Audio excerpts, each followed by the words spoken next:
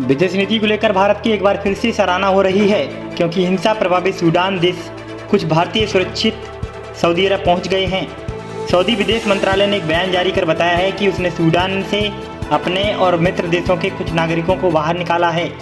इनमें कई राजनयिक भी शामिल हैं। बयान के अनुसार सऊदी अरब के 91 जबकि मित्र देशों के 66 नागरिक सुरक्षित निकाले गए हैं। इनमें Bharat, Pakistan, Bangladesh, Bulgaria, Kuwait, Qatar, UAE, मिस्र, फिलीपींस, कनाडा और बुर्किना फासो के नागरिक हैं। सऊदी अरब इन सभी को जरूरी सुविधाएं उपलब्ध करा रहा है। बता दें कि सूडान में हिंसा भड़कने के बाद विदेशी नागरिकों की पहली आधिकारिक निकासी बताई जा रही है। इन सभी को लेकर एक जहाज शनिवार को जेद्दा पहुंचा।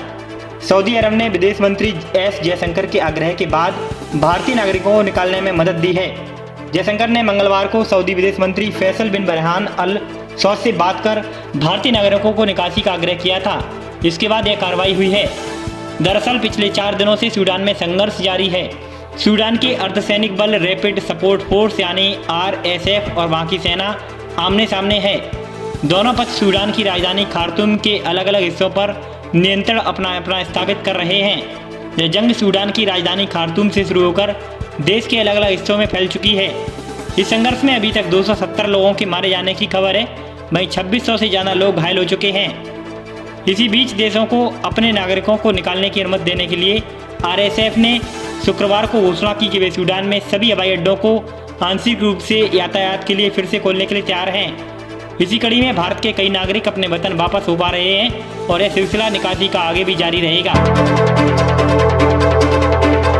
बता दें कि इससे पूर्व भी भारत ने यूक्रेन की जंग और कोरोना काल में भी भारत के लोगों को अपने वतन वापसी लौटाया था। इसी बीच भारतीय दूतावास ने शनिवार को गोलीबारी और झड़पों को देखते हुए सूडान में रह रहे भारतीयों को अपने अपने घरों के अंदर रहने की सलाह दी थी।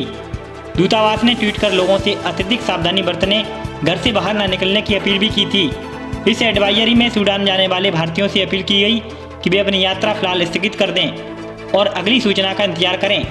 फिलहाल सेना और पैरामिलिट्री फोर्स के बीच हो रहे संघर्ष ने सूडान के भविष्य पर सवाल खड़े कर दिए हैं।